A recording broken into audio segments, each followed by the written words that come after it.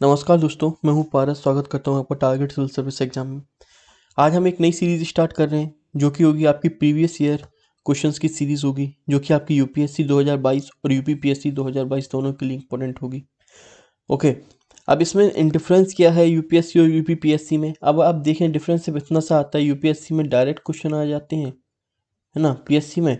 और यूपीएससी में क्या होगा, यूपीएससी में 4 स्टेटमेंट्स के रूप में क्वेश्चन पूछ लिए जाएंगे। उन्हीं स्टेटमेंट्स को उठा के इसमें डायरेक्ट आ जाएगा और इसमें 4 स्टेटमेंट दे दिए जाएंगे, ABCD आपसे पूछ लिया जाएगा। तो ये दोनों के लिए इंपॉर्टेंट है आपकी सीरीज। चलिए स्टार्ट करते हैं। आज से स्टार्ट हो रही है आपकी मेडिवल हिस्ट्री की सीरीज और ये कंटिन्यू रहेगी आगे। पहला क्वेश्चन देखते हैं। तो पहला क्वेश्चन यहाँ पर ये है कि दिल्ली का कैपिटल, जो दिल्ली कैपिटल है, वो किस सल्तनत ने बनाया था। ओके, तो इसमें आप देखो सबसे पहले क्या हुआ, यहाँ पर थोड़ा सा मैं इसका बैकग्राउंड भी बता दूं आपको। कुतुबुद्दीन ऐबक था। कुतुबुद्दीन ऐबक ने दिल्ली सल्तनत की स्थापना की थी आपकी। ओके, कुतुबुद्दीन ऐबक ने दिल्ली सल्तनत की स्थापना की थी, पर कहाँ से की थी? लाहौर से की थी।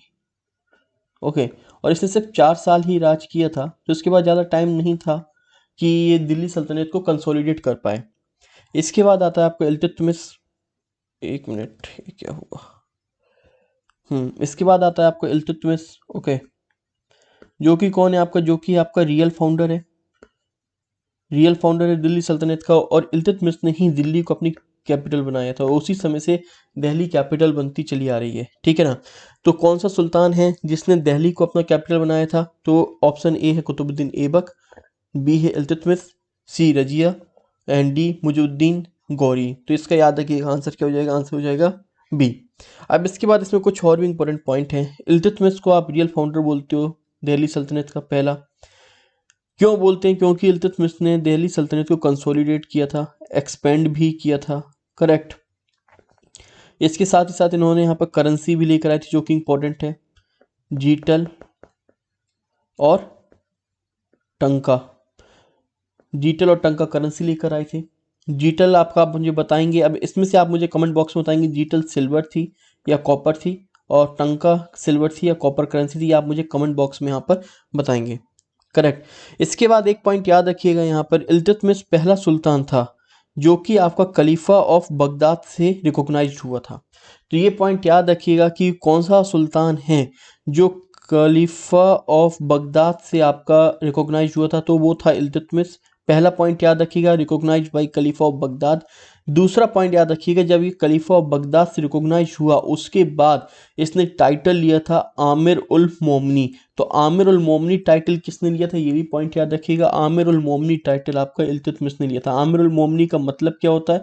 Commanders of the faithful. तो अब यहाँ पे क्वेश्चन देखो आपको किस प्रकार से आ सकता है। क्वेश्चन आपका सिर्फ एक ही यहाँ पर दिया है कि कैपिटल किसने बनाई थी? वो दिल्ली बनाई थी, वो कि बहुत पुराना क्वेश्चन हो चुका है, पेपर में नहीं आएगा। लेकिन अब क्वेश्चन क्या आ सकता है, रियल फाउंडर कौन था? तो वो इल्तुतमिश था। पहला पॉइंट याद रखिएगा, ठीक है ना, रियल फाउंडर इल्तुतमिश, पहला पॉइंट हो गया। करेंसी जीटल और टंका करेंसी निकाली गई थी। ओके, दूसरा पॉइंट। तीसरा पॉइंट याद रखिएगा, खलीफा ऑफ बगदाद से ये क्या हुआ था? रिकॉग्नाइज हुआ था। आफ्टर दैट इसने एक टाइटल लिया था आमिर उल मोमनी। चौथा पॉइंट याद रखिएगा, आमिर उल मोमनी। या तो ये आमिर उल मोमनी पूछा जा सकता है, या फिर पूछा जा सकता है कमांडर ऑफ द फेथफुल, जो आपका टाइटल है वो किसने एज्यूम्ड किया था? तो याद रखिएगा इल्तुतमिश ने एज्यूम्ड किया था। ओके, चलिए आगे बढ़ते हैं। इसके बाद याद रखिएगा, जो मैंने आपको बताया, इल्तुतमिश ने एक और टाइटल लिया था आपका, वो क्या था? वो था आपको सुल्तान ए आजम। देखो मेरा ये है यहाँ पर कि आपको अगर मैंने एक क्वेश्चन उठाया तो उससे आपको उसके रिगार्डिंग सारी इंफॉर्मेशन दे दी जाए जो पेपर में आ सकती है। सुल्तान ए आजम मतलब सुल्तान द ग्रेट। तो क्वेश्चन यहाँ पर ये भी आ सकता है आपका, सुल्तान द ग्रेट जो टाइटल है वो किसने एज्यूम किया था? वो आपका एज्यूम किया था इल्तुतमिश ने। याद रखिएगा, इल्तुतमिश ने ही सुल्तान ए आजम, सुल्तान a great, Aamir Al Momany का टाइटल यहाँ पर एज्यूम किया था। करेक्ट। तो उसके बाद आपको यहाँ पर ये याद रखना है कि जब पहले कुतुबुद्दीन ऐबक थे, सुल्तान कुतुबुद्दीन ऐबक की मौत के बाद इल्तुतमिश को किसने यहाँ पर बुलाया था, इनवाइट किया था सल्तनत को संभालने के लिए? तो ये थे आपके आमिर अली इस्माइल। ओके, आमिर अली इस्माइल याद रखिएगा। ये सारे क्वेश्चन अब आजकल आ रहे हैं, तो याद रखिएगा आमिर अली इस्माइल। उसके बाद आप एक और याद रखना, इल्तुतमिश जो पहले ना सुल्तान के पहले क्या था, सुल्तान के पहले आपसे पूछा जा सकता है कि वो क्या था। एक तो स्लेब तो था ही, उसके बाद ही was first appointed as a governor of Badaun, ठीक है ना, during the campaign of Mohammad of Ghor against the Khokhars. ये 2-4 पॉइंट आपको कुछ याद रखने हैं। एक बार मैं फिर से आपको सारे पॉइंट बता देता हूँ। खलीफा ऑफ बगदाद से किसने रिकॉग्नाइज हुआ था? खलीफा ऑफ बगदाद से खलीफा ऑफ बगदाद से कौन रिकॉग्नाइज हुआ था आपका? खलीफा ऑफ बगदाद से रिकॉग्नाइज हुआ इल्तुतमिश पहला। उसके बाद आमिर उल मोमनी टाइटल इसने अज्यूम किया, आमिर उल Momany Sultan, commander of faithful का। 2 पॉइंट। तीसरा पॉइंट याद रखिएगा, सुल्तान ए आजम टाइटल किसने लिया था? सुल्तान ए आजम, सुल्तान द ग्रेट इसका मतलब होता है, इल्तुतमिश ने लिया था। चौथा पॉइंट याद रखिएगा, आमिर अली ने इसको इनवाइट किया था, आमिर अली इस्माइल ने इसको इनवाइट किया था फॉर द कॉर्नेशन, गद्दी संभाल ले। And fifth point, Iltutmish slab था, स्लेब के बाद क्या बना? स्लेब के बाद गवर्नर बना। गवर्नर कहाँ का बना था? गवर्नर बना था बदाऊन का, एक गवर्नर बना था जिसमें इसने मोहम्मद ऑफ घुर की हेल्प की थी अगेंस्ट खोखर्स। तो ये कुछ पॉइंट्स हैं इल्तुतमिश के जो आपको याद होने चाहिए। नेक्स्ट क्वेश्चन देखते हैं कि यूपीएससी प्री 2015 में ये क्वेश्चन आया था, चंगेज खान का ओरिजिनल नाम क्या था? चंगेज खान का ओरिजिनल नाम क्या था? कासुल खान, येसुगाई, तेमुचिन या उगाड़ी? तो देखो यहाँ पर ब्रैकेट में दिया हुआ है तो आप यहाँ से अज्यूम कर सकते हो, लेकिन अब आपको याद ही रखना है, ये स्टेटमेंट में आ सकता है। अब इस टाइप से डायरेक्ट तो नहीं पूछा जाएगा, लेकिन पूछा जा सकता है स्टेटमेंट में। तो चंगेज खान का ओरिजिनल नाम क्या था? तेमुचिन, इसको तेमुजिन बोलते हैं बेसिकली हम, ओके। स्पेलिंग CH है लेकिन इसको तेमुजिन बोलते हैं, ओके। रजिया सुल्तान को, ओके, रजिया सुल्तान को किसने डिथ्रोन किया था? अब देखो आप, रजिया सुल्तान यहाँ पर आपकी सुल्तान बनी थी, ओके। तो इनको डिथ्रोन करने के लिए किस फोर्स ने किया था? अफगान से, वो तुर्क थे, मंगोल से, अरब से? अब देखो रजिया सुल्तान जब गद्दी पर बैठी ना, तो कई सारे इन्होंने क्या किया, कई सारे स्टेप्स लिए, ओके। जहाँ पर सबसे पहले जो नोवेल्स जो थे, वो तुर्किश नोवेल्स की यहाँ पर क्या थी, मोनोपोली थी, उसको ख़त्म किया, इंडियंस को भी शामिल किया। तो ये सारे स्टेप्स इन्हें पसंद नहीं आए, ओके। तो इन्होंने क्या किया, जो तुर्किश नोवेल्स था, तुर्किश नोवेल्स ये कहाँ का था? ये गवर्नर था, गवर्नर ऑफ भटिंडा, याद रखिएगा, गवर्नर ऑफ भटिंडा। नाम क्या था? मालिक अल्तुनिया, मालिक अल्तुनिया, ओके, मालिक अल्तुनिया थे। तो गवर्नर ऑफ भटिंडा मालिक अल्तुनिया ने अपने अंडर में फोर्स तैयार की, उस फोर्स के तहत रजिया सुल्तान को यहाँ पे बड़ी बेरहमी से मारा गया था और इनको, और जो सुल्तान बनी थी उस पोस्ट से हटाया गया था। तो कौन हो गया इसका आंसर? इसका आंसर हो गया आपका see, who was behind the dethroning of Razia Begum? Turks, governor of Bathinda, Malik Altunia, okay. शायद मैंने मालिक बोला, इट्स मलिक अल्तुनिया, ओके। तो सिस्टम ऑफ इक्तदारी किसने इंट्रोड्यूस की थी? बहुत ही इंपॉर्टेंट क्वेश्चन है, ये समझ लो आप, बहुत ही ज़्यादा इंपॉर्टेंट है। तो सिस्टम ऑफ इक्तदारी का जो सिस्टम था ना, वो इल्तुतमिश ने इंट्रोड्यूस किया था, यहाँ पर याद रखिएगा। System of iqtadari was introduced by Iltutmish. और मनसबदारी सिस्टम किसने इंट्रोड्यूस किया था? आप मुझे कमेंट बॉक्स में बताएंगे, मनसबदारी सिस्टम किसने इंट्रोड्यूस किया था? तो मनसबदारी सिस्टम कमेंट बॉक्स में, 2 क्वेश्चन हो गए जो कमेंट बॉक्स में आपको बताना है, ठीक है। तो सिस्टम ऑफ इक्तदारी किसने इंट्रोड्यूस की थी? ये की गई थी आपकी इल्तुतमिश के द्वारा।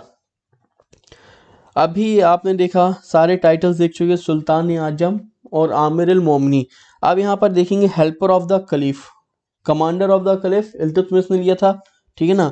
अब यहाँ पर आता है हेल्पर ऑफ खलीफ, जो टाइटल है किसने अज्यूम किया था? ये टाइटल आपका अज्यूम किया गया था बलवान के द्वारा, गियासुद्दीन बलवान जो गद्दी पर बैठा था उसके द्वारा ये टाइटल अज्यूम किया गया था। और इसका हमें एविडेंस जो है ना, वो कहाँ से मिलता है? इसका एविडेंस हमें मिलता है मॉस्क्यू से, मस्जिद से मिलता है। कहाँ पर है वो मस्जिद? गृह मुक्तेश्वर में मस्जिद है आपकी, गृह मुक्तेश्वर जो मस्जिद है। अब गृह मुक्तेश्वर कहाँ पर है? ये आपका यूपी में पड़ता है, हापुड़ डिस्ट्रिक्ट में, यूपी हापुड़ डिस्ट्रिक्ट में आपको ये पड़ता है। तो ये सारे पॉइंट्स आपको याद रखना है। हेल्पर ऑफ द खलीफ किसने किया था? हेल्पर ऑफ खलीफ गियासुद्दीन बलवान ने किया था। कमांडर ऑफ द खलीफ किसने किया था? मैं बार बार रिपीट इससे कर रहा हूँ जिसमें आपको सुनते ही याद हो जाए। Commander of the khalif Iltutmish ने किया था और ये टाइटल अज्यूम किया गया था बलवान के द्वारा। और इसका जो हमें एविडेंस मिलता है वो हमें मिलता है मस्जिद से, गृह मुक्तेश्वर मस्जिद से, जो कि आपकी हापुड़ डिस्ट्रिक्ट यूपी में है, करेक्ट।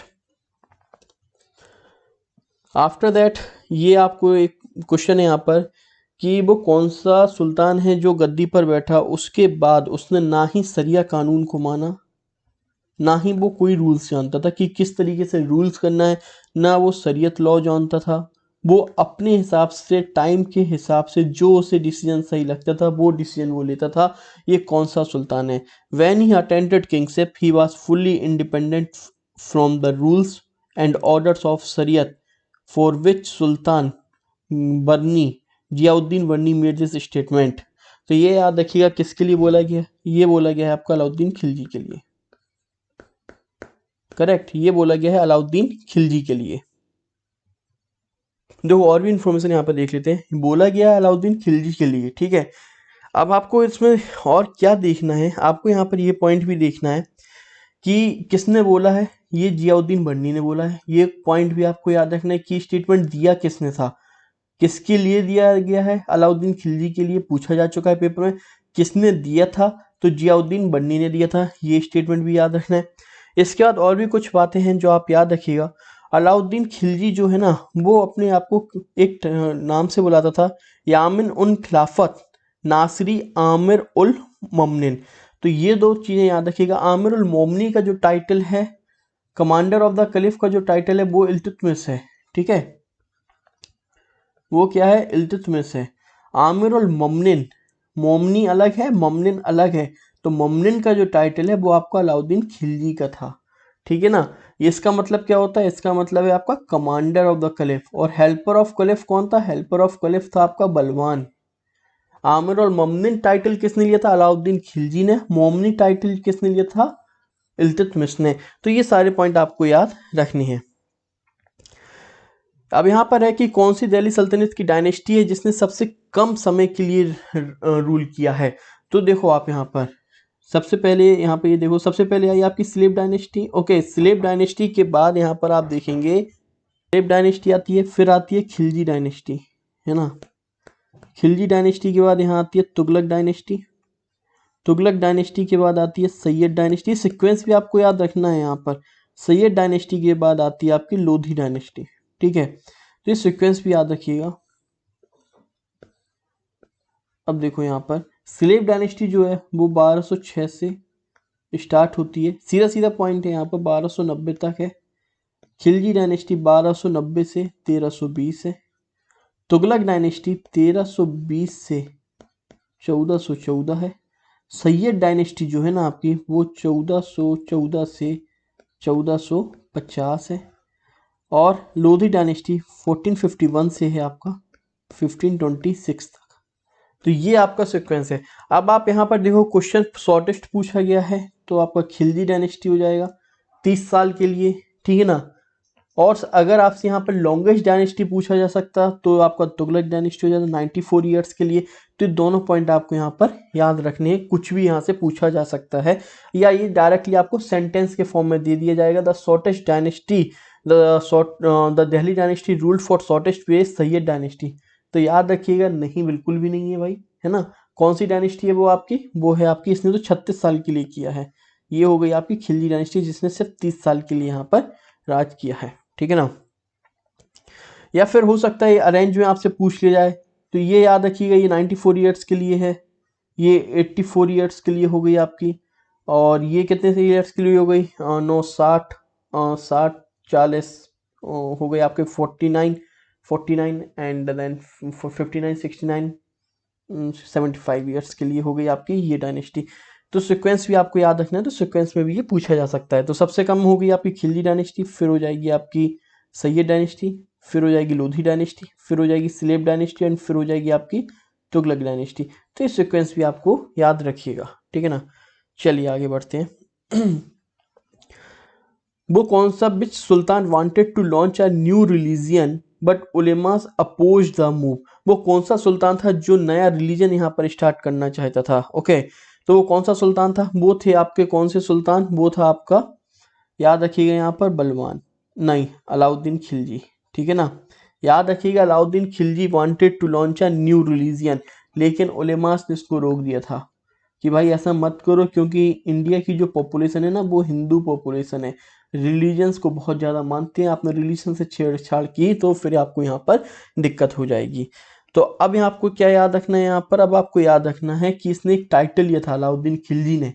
तो अभी तक हमने इल्तुतमिश का भी टाइटल देख लिया है ना, बलवान का भी देख लिया, और अलाउद्दीन खिलजी का भी पहले एक टाइटल देख चुके हैं। वो क्या था वो टाइटल, वो था आमिर उल मोमनिन, मोमनी टाइटल तो इल्तुतमिश का था। इसके बाद ये अपने आप को अलेक्जेंडर द ग्रेट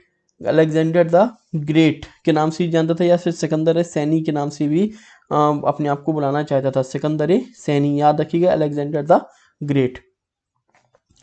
फिर आपको यहाँ पर क्या देखना है, फिर आपको देखना है कि पद्मनी, जो आपकी बेसिकली पद्मनी थी, वो किस डायनेस्टी से एसोसिएटेड थी। पहली बात तो ये राजपूत डायनेस्टी से एसोसिएटेड थी, ठीक है ना। किसकी वाइफ थी, ये राणा रतन सिंह की वाइफ थी। आपने पद्मावती मूवी देखी होगी ना, तो ये उसी पर एसोसिएटेड है, ये राणा रतन सिंह की वाइफ थी, राणा रतन सिंह।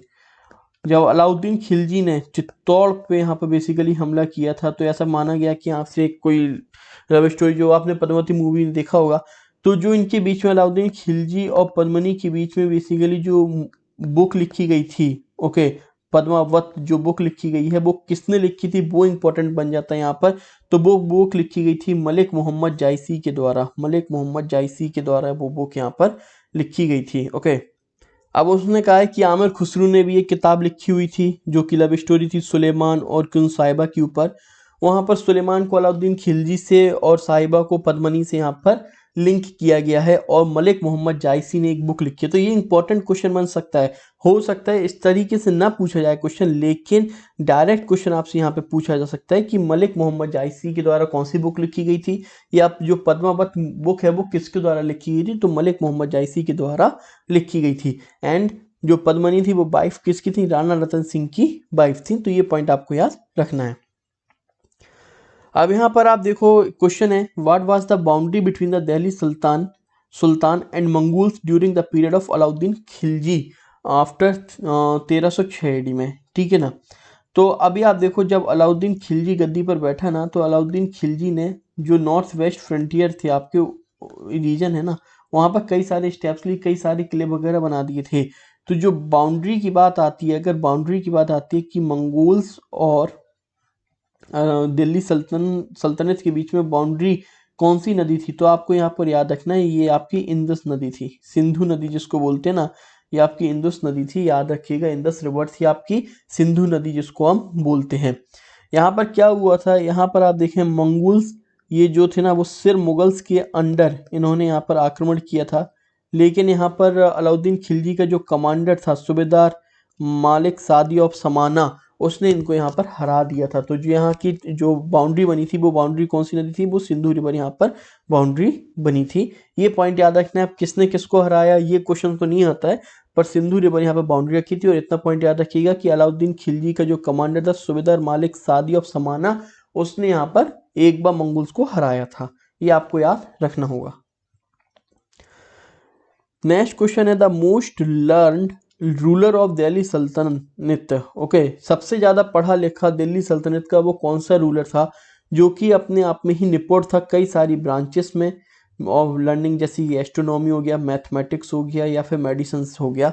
तो वो कौन सा सुल्तान था, वो था आपके मोहम्मद बिन तुगलक, बहुत ही पढ़ा लिखा था, ओके। कई सारे इसने स्टेप्स लिए, वो स्टेप्स भी हम आगे देखेंगे कि वो स्टेप्स कौन कौन से थे।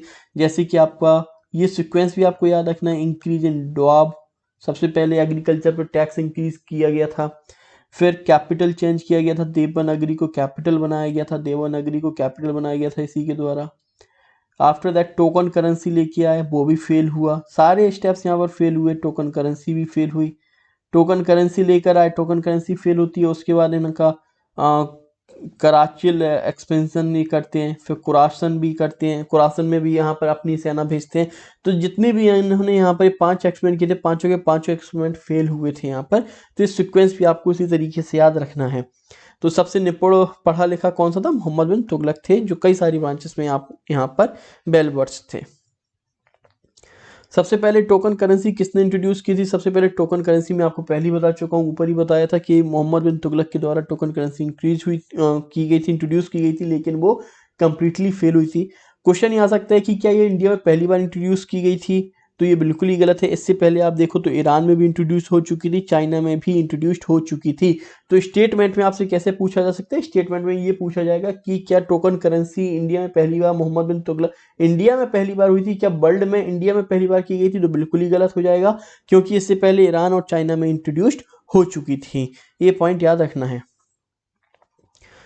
इसके बाद आप याद रखना कि मोहम्मद बिन तुगलक स्टेटमेंट है यहाँ पर, मोहम्मद बिन तुगलक ने यहाँ पर नए गोल्ड कॉइन्स इंट्रोड्यूस किए थे जिसको हम दिनार बोलते थे, जो कि बताया गया है इब्न बतूता के द्वारा। सो इब्न बतूता कहाँ से आए हुए थे, ओके, जो ये बेसिकली यहाँ पर आए थे वो किस कंट्री से आए थे, वो आप मुझे कमेंट बॉक्स में बताएंगे। तो आपके लिए कमेंट बॉक्स में 3 क्वेश्चन हो चुके हैं यहाँ पर। सो मोहम्मद बिन तुगलक जो थे उन्होंने गोल्ड कॉइन इंट्रोड्यूस किया था, क्या ये स्टेटमेंट सही है या गलत है, तो ये स्टेटमेंट आपका क्या है, ये सही है। मोहम्मद बिन तुगलक ने यहाँ पर नया गोल्ड कॉइन इंट्रोड्यूस किया था जो कि इब्न बतूता के द्वारा, जिसको दिनार बोला गया था। ओके, याद रखिए जिसको दिनार बोला गया था। नेक्स्ट क्वेश्चन है यहाँ पर, पॉइंट क्या है, मोहम्मद बिन तुगलक ने जो टोकन करेंसी इंट्रोड्यूस की थी गोल्ड कॉइन्स में, वो इसलिए की थी कि वो अपनी ट्रेड को इम्प्रूव कर पाए वेस्ट एशियन कंट्री और नॉर्थ अफ्रीकन कंट्रीज के साथ। तो ये स्टेटमेंट गलत हो जाएगा, क्योंकि मोहम्मद बिन तुगलक ने जो टोकन करेंसी इंट्रोड्यूस की थी ना गोल्ड कॉइन्स में, वो इसलिए नहीं थी की गई थी कि ट्रेड इंट्रोड्यूस हो, लेकिन अपनी मिलिट्री पावर को इंक्रीज करने के लिए इंट्रोड्यूस की गई थी। ओके, तो ये पॉइंट याद रखिए। रीजन क्या है दिनार इंट्रोड्यूस करने का, मिलिट्री पावर। तो इस टाइप से क्वेश्चन आप देखो आ सकते हैं पेपर में। तो मिलिट्री पावर है, रीजन क्या है, मिलिट्री पावर, ना कि ट्रेड का। ओके, तो ये पॉइंट याद रखिएगा। यही है जो मैंने आपको बताया था ना कि यहाँ पर जियाउद्दीन बर्नी ने 5 मोहम्मद बिन तुगलक के स्टेप्स बताए थे। DDTK करके आप याद भी कर सकते हो, Doab tax, Devagiri capital, token currency, Khurasan expedition और कराची एक्सपेंडिशंस, पांचों के पांचों आपके ये फेल हुए थे। हेल्पर ऑफ कलिफ में पहली शायद इसको बता चुका हूँ। हेल्पर ऑफ कलिफ जो है वो किसने इंट्रोड्यूस किया था, ग्रह मुक्तेश्वर में टाइटल लिया था, वो बलवान ने अपने ये टाइटल लिया था। अब देखो यहाँ पर अलाउद्दीन खिलजी ने पहली बार सेटअप किया था अरेज डिपार्टमेंट ऑफ अरेज। तो याद रखिएगा डिपार्टमेंट ऑफ अरेज, ये स्टेटमेंट सही है गलत है, तो ये स्टेटमेंट गलत है। ये मिलिट्री डिपार्टमेंट है। ओके, ये मिलिट्री डिपार्टमेंट है आपका, और ये किसके द्वारा इंट्रोड्यूस किया गया था, गियासुद्दीन बलवान के द्वारा इसको इंट्रोड्यूस किया गया था, ना कि अलाउद्दीन खिलजी के द्वारा। तो पहला स्टेटमेंट क्या हो जाएगा आपका, गलत हो जाएगा। पहला स्टेटमेंट ये गलत है, क्योंकि ये अरेज डिपार्टमेंट जो है वो मिलिट्री डिपार्टमेंट है, और ये बलवान के द्वारा, गियासुद्दीन बलवान के द्वारा इंट्रोड्यूस किया गया था। सेकंड स्टेटमेंट क्या है आपका, सेकंड स्टेटमेंट है बलवान introduce the branding system of horses. Branding systems क्या होता है, ब्रांडिंग सिस्टम्स में जो अच्छे घोड़े ना, उनको सल्तनत का ठप्पा लग जाता था कि सल्तनत के हैं। ओके, जिसमें यहाँ पर बेसिकली फ्रॉड ना हो पाए, उसके लिए ब्रांडिंग सिस्टम इंट्रोड्यूस किया गया था। तो ये बलवान के द्वारा नहीं किया गया था, ये अलाउद्दीन खिलजी के द्वारा इंट्रोड्यूस किया गया था। तो सेकंड पॉइंट भी आपको गलत है, याद रखिएगा। तो अलाउद्दीन खिलजी ने अरेस्ट डिपार्टमेंट किसने किया था, मिलिट्री डिपार्टमेंट, ये किया गया था आपका गियासुद्दीन बलवान के द्वारा। और ब्रांडिंग सिस्टम ऑफ फोर्स किसके द्वारा किया गया था, अलाउद्दीन खिलजी के द्वारा। नेक्स्ट क्वेश्चन है, Mohammad bin Tughlaq was succeeded by his uncle to the military. तो ये स्टेटमेंट देखो गलत हो जाएगा, क्योंकि ये अपने अंकल के द्वारा नहीं, ये अपने कजिन ब्रदर के द्वारा इंट्रोड्यूस किया, वो सक्सीड किए गए थे, जो कि फिरोज शाह तुगलक था। ओके, जो कि कौन था, फिरोज शाह तुगलक। तो ये तीनों पॉइंट आपको याद रखने हैं कि अरेज डिपार्टमेंट बलवान का था, ब्रांडिंग सिस्टम अलाउद्दीन खिलजी का था, और मोहम्मद बिन तुगलक को सक्सीड किया था उसके कजिन ब्रदर ने, जो कि थे फिरोज शाह तुगलक। अब यहाँ पर क्वेश्चन देखो इस टाइप से आ सकता है कि ट्रांसलेशन डिपार्टमेंट किस दिल्ली सल्तनत में, ट्रांसलेशन डिपार्टमेंट किस रूलर ने यहाँ पर सेटअप किया था। तो ट्रांसलेशन डिपार्टमेंट जो सेटअप किया गया था, वो सेटअप किया गया था देखो फिरोज शाह तुगलक के द्वारा। अब यहाँ पर क्या होगा, आपको ये पता होगा कि फिरोज शाह तुगलक जो था वो कट्टरपंथी पर विश्वास करता था। ठीक है, था ये बेसिकली हिंदू, लेकिन उलेमास की नज़रों में और रूल करने के चक्कर में ये, क्योंकि हिंदू मदर बॉर्न था, ये अपने आप को कट्टरपंथी पर ये दिखाना चाहता है कि कट्टर मुस्लिम है। तो यहाँ पर एक क्वेश्चन डाउटफुल हो सकता है कि ट्रांसलेशन डिपार्टमेंट ये नहीं कर सकता है। आप सोचोगे मोहम्मद बिन तुगलक ने किया होगा, क्योंकि मोहम्मद बिन तुगलक एक एजुकेटेड पर्सन था, लेकिन नहीं है। याद रखिएगा ट्रांसलेशन डिपार्टमेंट किसने किया था, फिरोज शाह तुगलक ने ट्रांसलेशन डिपार्टमेंट किया था, जिसमें आपकी जो हिंदू कम्युनिटीज़ हैं और जो मुस्लिम कम्युनिटीज़ हैं वो आपस में एक दूसरे को समझ सकें, उसके लिए ट्रांसलेशन डिपार्टमेंट यहाँ पर सेटअप किया गया था फिरोज शाह तुगलक के द्वारा। द फर्स्ट इंडियन रूलर, यहाँ पर याद रखिएगा, first Indian ruler to organise hajj pilgrimage from the state एस चक्कर, मतलब कि हज पिलग्रिमेज पर जाने के लिए दिल्ली सल्तनत के द्वारा पैसा दिया जाएगा, ये किस सुल्तान के द्वारा किया गया था? ए अलाउद्दीन खिलजी, सी अकबर, बी फिरोज शाह तुगलक, डी औरंगजेब। जब आप अकबर का नाम देखोगे तो आपको लगेगा अकबर है, लेकिन अकबर नहीं है, इसका आंसर है आपका फिरोज शाह तुगलक। तो ये दोनों क्वेश्चन क्या हैं, कंफ्यूज करने के लिए हैं। तो ट्रांसलेशन डिपार्टमेंट किसने किया था? फिरोज शाह तुगलक ने। एंड हज पिलग्रिमेज पर आपको दिल्ली सल्तनत के द्वारा पैसा दिया जाएगा, खर्चे वगैरह, वो आपका आंसर है इसका फिरोज शाह तुगलक। तो ये दोनों पॉइंट आपको याद रखने हैं। तुगलक डायनेस्टी का लास्ट सुल्तान कौन था? ठीक है ना। तो तुगलक डायनेस्टी का अब यहाँ पर देखो, इसमें कई सारे आपको क्वेश्चंस बनते हैं। तुगलक डायनेस्टी, ठीक है ना, लास्ट सुल्तान कौन था? तुगलक डायनेस्टी का लास्ट सुल्तान था आपका नसीरुद्दीन, ठीक है, नसीरुद्दीन महमूद, याद रखिएगा, नसीरुद्दीन महमूद तुगलक डायनेस्टी का लास्ट सुल्तान था। अब इसने यहाँ पर कई सारे चैलेंजेस यहाँ पर फेस हुए। इसी समय पर क्या हुआ, इसका जो ब्रदर था, ठीक है ना, मतलब कि जो फिरोज शाह का जो बेटा था नुसरत शाह, दूसरा बेटा था, उसने यहाँ पर रिवोल्ट कर दिया। और इसने क्या किया, रिवोल्ट करने के बाद अब इसने नसरुद्दीन मोहम्मद से कहा कि हमें भी राज करना है। तो इसने क्या किया गया, यहाँ पर तुगलक डायनेस्टी दो पार्ट्स में बट गई। तो नसरुद्दीन किसके समय पर बटी? याद रखिएगा, नसरुद्दीन महमूद के समय पर डायनेस्टी बढ़ गई थी दो पार्ट्स में, क्योंकि नुसरत शाह जो कि फिरोज शाह का दूसरा बेटा था, उसने यहाँ पर रिवोल्ट किया था। तो एक पॉइंट ये याद रखिएगा। इसी के समय पर नसरुद्दीन महमूद के समय पर ही क्या हुआ था, नसरुद्दीन महमूद के समय पर ही आप याद रखना कि ख्वाजा जना ने एक नई इंडिपेंडेंट स्टेट यहाँ पर तैयार किया था, जिसका नाम था जौनपुर। तो ये पॉइंट भी याद रखिएगा कि नसरुद्दीन महमूद के समय पर कौन सा इंडिपेंडेंट स्टेट यहाँ पर बन गया था, वो था आपका जौनपुर। और बनाया उसको किसने फाउंड किया था? ख्वाजा जना ने इसको फाउंड किया था। तो ये दो पॉइंट हो गए, ओके ना। तो ये तीन पॉइंट आपको बेसिकली यहाँ पर याद रखने हैं। दो पॉइंट कि सबसे पहले नसरुद्दीन डायनेस्टी कब डिवाइड हुई? नसरुद्दीन महमूद के समय पर डिवाइड होती है आपकी, ओके। और नुसरत शाह के कारण डिवाइड हुई। और इंडिपेंडेंट स्टेट कौन सा क्रिएट हुआ? जौनपुर क्रिएट हुआ था, ख्वाजा जना के द्वारा इसको सेटअप किया गया था। अब यहाँ पर देखो ये क्वेश्चन है, इस क्वेश्चन में क्या है, आपको इस क्वेश्चन को आपको बेसिकली क्या है, सिक्वेंस में क्रिएट करना है। तो अब सिक्वेंस में तो आप तभी क्रिएट करोगे ना जब आपको पता होगा कौन कब आया, ठीक है ना। अब जैसे फिरोज शाह तुगलक, तो सीधा समझ में आता है कि तुगलक डायनेस्टी का है, तो इसमें तो दिक्कत नहीं है। अब बाकी में आप देखो, आपको समझ में नहीं आ रहा होगा कि कौन सा किस डायनेस्टी का है। तो सबसे पहले स्लेव डायनेस्टी का हम देख लेते हैं, स्लेव डायनेस्टी का सीक्वेंस क्या था। स्लेव डायनेस्टी के सीक्वेंस के लिए ट्रिक भी है, care ban, okay, BK care ban. आप अपनी भी ट्रिक कर सकते हो, मुझे यही एक लगा। तो केयर बैन बीके करके एक ट्रिक है। तो के से कुतुबुद्दीन ऐबक हो जाएगा, ए से क्या हो जाएगा आपका, ए से आरम शाह, जो कि कुतुबुद्दीन का बेटा था, लेकिन बाद में उसके जो दामाद था उसने इसको हैंड कर लिया था, तो इल्तुतमिश आ गया। फिर आर से क्या हो जाएगा, रुकनुद्दीन। फिर अगेन आर है तो रजिया सुल्तान, रजिया सुल्तान को बड़ी बेरहमी से मारा, तो Bahram Shah, okay. A for Alauddin Masud, and N for Nasiruddin हो जाएगा आपका। बी फॉर क्या हो जाएगा, गियासुद्दीन बलवान। एंड अगेन के फॉर के का बाद। तो ये थोड़ा सा पॉइंट आप याद रखिएगा। तो यहाँ से आप देखो रुकनुद्दीन कौन हो गया आपका, स्लेव डायनेस्टी का हो गया, करेक्ट। तो ये पॉइंट आपको इधर से क्लियर हो गया कि रुकनुद्दीन जो है आपका वो स्लेव डायनेस्टी का हो गया। तो सबसे पहले ये हो गया। मुबारक शाह कौन है? मुबारक शाह आप देखोगे तो बेसिकली जो मोहम्मद खिलजी है, मोहम्मद खिलजी का ओरिजिनल नाम क्या था, मुबारक शाह था। तो ये आपका खिलजी डायनेस्टी का हो गया। आलम शाह जो है आपका, वो आलम शाह सैयद डायनेस्टी का है। आलम शाह कौन है आपका, सैयद डायनेस्टी का रूलर है। तो आई होप अब यहाँ से सारी चीज़ें क्लियर हो गई होंगी आपको। केयरवैन से याद रखिए, के से केकूबाद, के से कुतुबुद्दीन ऐबक, ए से क्या हो जाएगा आपका आरम शाह, आई से इल्तुतमिश, आर से क्या हो जाएगा रुकनुद्दीन। फिर आर है रजिया सुल्तान, रजिया सुल्तान को बड़ी बेरहमी से मारा तो बहरम शाह।